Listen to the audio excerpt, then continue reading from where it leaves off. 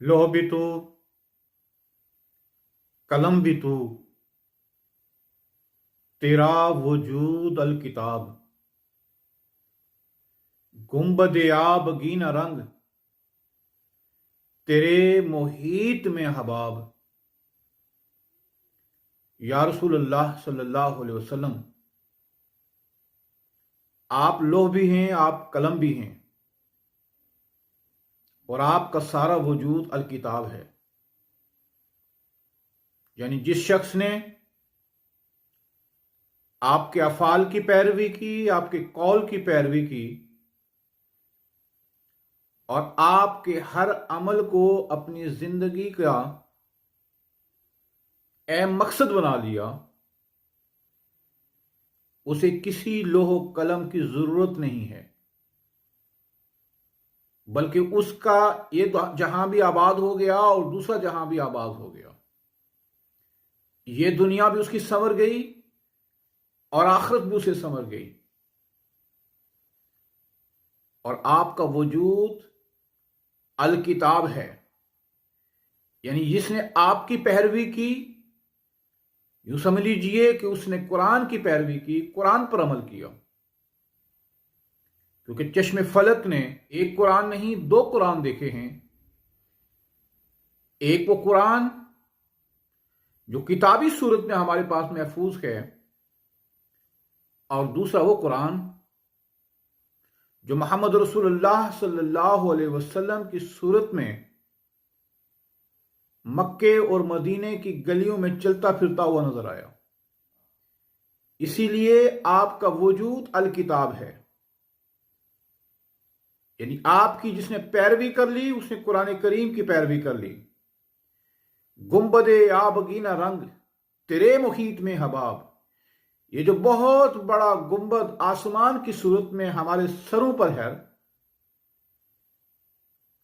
اور جو مشرق میں جائیں، مغرب میں جائیں، شمال میں جائیں، جنوب میں جائیں، زمین پہ رہیں، فضا میں رہیں، ہر طرف سے تحت نگاہ یہ جو آسمان نظر آتا ہے، جس کی وسعت کا اندازہ نہیں کیا جا سکتا، یا رسول اللہ صلی اللہ علیہ وسلم، یہ آپ کی مبارک ذات کے وسیع سمندر میں ایک بلبلے کی حیثیت رکھتا ہے، کہ جس طرح کوئی معمولی سا بلبلا سمندر کے اندر اٹھتا ہے اور بہت جلد فنا ہو جاتا ہے، اس کی حیثیت باقی نہیں رہتی۔ اگرچہ یہ آسمان بہت وسیع دکھائی دیتا ہے، لیکن آپ کے سامنے، آپ کی ذات کے سمندر میں اس کی حیثیت ایک بلبلے سے زیادہ نہیں ہے، اور اس کے اندر یہ چھوٹا سا ایک حباب ہے کہ جو جز وقتی طور پر اٹھتا ہے اور اس کی کوئی حیثیت نہیں ہوتی، وہ ختم ہو جاتا ہے۔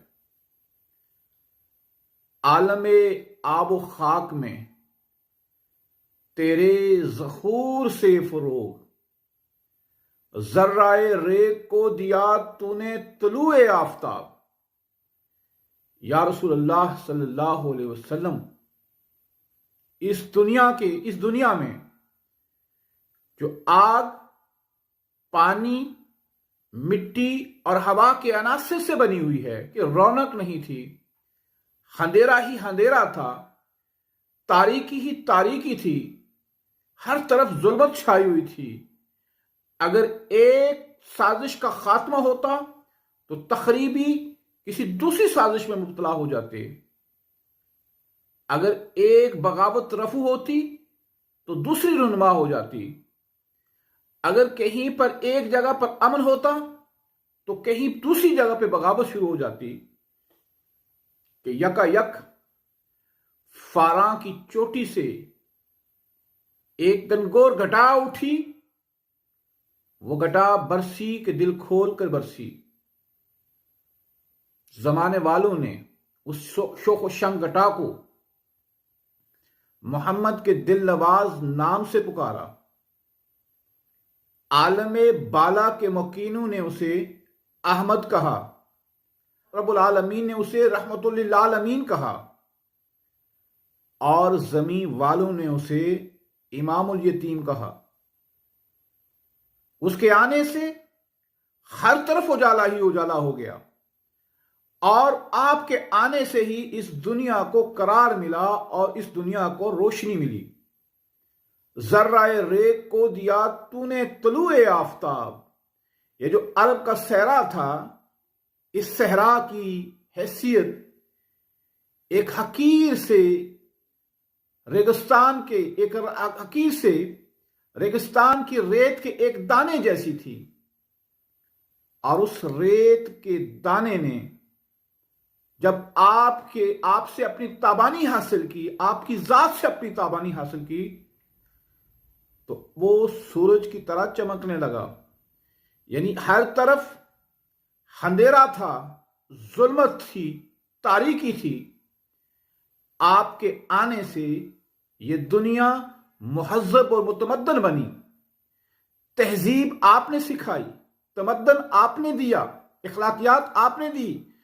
پوری دنیا کی جو جتنی بھی تعلیمات تھی وہ آج دنیا آپ کے ہی در سے لے رہی ہے۔ ذرہ ریت کو دیا تو نے طلوع آفتاب، کہ تو نے ریت کے ایک ذرے کو آفتاب بنا دیا، کیونکہ یہ آفتاب اسی وقت بنا جب اس نے آپ سے تابانی حاصل کی۔ شوکت سنجر و سلیم تیرے جلال کی نمود، فقر جنید و با یزید تیرا جمال بے نقاب۔ یا رسول اللہ صلی اللہ علیہ وسلم، آپ کی ذات اقدس جلال و جمال کا حسین امتزاج تھی۔ آپ کا اگر جلال کی کوئی جھلک دیکھنی ہو دنیا میں تو وہ سلطان سنجر و سلیم جیسے عظیم الشان بادشاہوں کے رعب و دبدبے و تمکنت میں دیکھی جا سکتی ہے، جنہوں نے اپنے قوت بازو سے اپنی سلطنت کے اسلامی سلطنت کی سرحدیں دور دراز علاقوں تک لے گئے، کئی بر اعظموں میں پھیلا دی۔ اور آپ کا اگر جمال دیکھنا ہے تو وہ حضرت بایزید بسطامی اور جنید بغدادی کے فقر میں دیکھا جا سکتا ہے۔ یعنی یہ دو آپ کے فقر میں سے ان لوگوں نے اس کا حصہ پایا تھا، اور وہ بہترین مثالیں ہیں۔ شوق تیرا گر نہ ہو میری نماز کا امام، میرا قیام بھی حجاب، میرا سجود بھی حجاب۔ یا رسول اللہ صلی اللہ علیہ وسلم، اگر نماز کے دوران مجھے آپ جیسا خشوع و خضوع نہ میسر ہو تو پھر میری نماز کا کوئی فائدہ نہیں ہے، میری نماز پھر معراج کے درجے پہ نہیں پہنچتی۔ جسے الصلاۃ معراج المومنین کہا ہے، وہ اس درجے پہ نہیں پہنچتی۔ جب آپ کا شوق، آپ کا عشق، آپ کی محبت، آپ کا خشوع، آپ کا خضوع میری نماز کا حصہ نہیں ہوگا تو پھر میرا قیام بھی حجاب ہے، اس میں بھی پردے حائل ہیں، میرے سجدے میں بھی پردے حائل ہیں، میرے رکوع کے اندر میرا رکوع بھی حجاب ہے، میرا سجود بھی حجاب ہے، میرا سلام بھی حجاب ہے، میرا قیام بھی حجاب ہے، میرا جلسہ بھی حجاب ہے۔ ان تمام چیزوں کے اندر اسی وقت پہ حجابی ہو سکتی ہے کہ جب میری نماز آپ کی اطاعت کے مطابق، آپ کے خشوع و خضوع کے مطابق ہوگی، تب جا کے ان کے اندر بے حجابی ہوگی، میں اپنے یار کے جلوے بے حجاب دیکھوں گا۔ آپ کے خشوع و خضوع کے بغیر، آپ کی جھلک کے بغیر، آپ کے عشق کے بغیر عاشقوں کی اذاں بھی نہیں ہوتی تھی، عاشقوں کی اذاں بھی مزہ نہیں دیتی تھی۔ حضرت بلال رضی اللہ تعالی عنہ آپ صلی اللہ علیہ وسلم کے وصال کے بعد مدینے کی گلیوں میں چلتے پھرتے لوگوں سے پوچھا کرتے تھے، لوگوں کہیں محمد رسول اللہ صلی اللہ علیہ وسلم کو دیکھا ہے؟ اور پھر ہچکیاں بھر بھر کے، گلا بھرا جاتا تھا، ہچکیاں بھر بھر کے روتے تھے۔ مدینے میں ان کا قیام مشکل ہو گیا تھا، حلب تشریف لے گئے۔ بہت عرصے کے بعد جب خیال آیا، رسول اللہ صلی اللہ علیہ وسلم کو خواب میں دیکھا، تو پھر مدینے میں آئے، مدینے کی گلیوں میں آ کر گڑ گڑا کر رونے لگے. پھر لوگوں سے پوچھا میرے آقا کہاں ہیں, رسول اللہ صلی اللہ علیہ وسلم کہاں ہیں. لوگوں نے فرمائش کی بلال ذرا اذان تو دیجئے. کہا میں اذان نہیں دے سکتا, کیونکہ میں اذان اس لیے نہیں دے سکتا کہ وہ خشوع و خضوع میری اذان کے اندر اب نہیں آ سکتا. نہ محمد رسول اللہ کہا کرتا تھا تو میں کانکھیوں سے آپ صلی اللہ علیہ وسلم کے چہرے اقدس کا جب دیدار کرتا تھا تو وہ خشوع و خضوع آتا تھا. اور جب وہ نہیں مانے تو لوگوں نے کہا کہ حسنین کریمین سے کہیے کہ وہ آپ کو کہیں. جب حسنین کریمین کو کہا گیا تو انہوں نے سیدنا بلال رضی اللہ تعالیٰ عنہ کو کہا اے بلال ایک دفعہ وہ اذان تو دیجئے جو آپ ہمارے نانا جی کے ہوتے ہوئے دیا کرتے تھے. اور جب ان کے کہنے پہ اذان دی اور اشہد ان محمد رسول اللہ تک پہنچے تو آواز نے ساتھ چھوڑ دیا, گلے نے ساتھ چھوڑ دیا. وہ تو اذان تو نماز ہے. اہل دل آپ صلی اللہ علیہ وسلم کے عشق کے بغیر, آپ صلی اللہ علیہ وسلم کے خشوع و خضوع کے بغیر نماز بھی ادا نہیں کر سکتے. گر تیرا شوق نہ ہو میری نماز کا امام, میرا قیام بھی حجاب میرا سجود بھی حجاب. تیری نگاہ ناز سے دونوں مراد پا گئے, تیری نگاہ ناز سے دونوں مراد پا گئے. عقل غیاب و جستجو عشق حضور و اضطراب. ہوتا یوں ہے کہ عقل والوں کو کبھی ٹھکانہ نہیں ملتا, بھٹکتے رہتے ہیں, منزل نہیں ملتی. اور عشق منزل پا کر بھی بے قرار رہتا ہے, مضطرب رہتا ہے. عین وصال میں مجھے حوصلہ نظر نہ تھا گرچہ بہانہ جو رہی میری نگاہ بے ادب. لیکن اقبال کہتے ہیں کہ مجھ پہ کرم یہ ہوا کہ جب سے آپ کی نگاہ ناز مجھ پہ پڑی ہے میری عقل کو بھی مراد مل گئی ہے اور میرے عشق کو بھی مراد مل گئی ہے. اب دونوں ان کے اندر جو بے حضوری تھی, جو حجاب تھا, وہ اب ختم ہو گیا.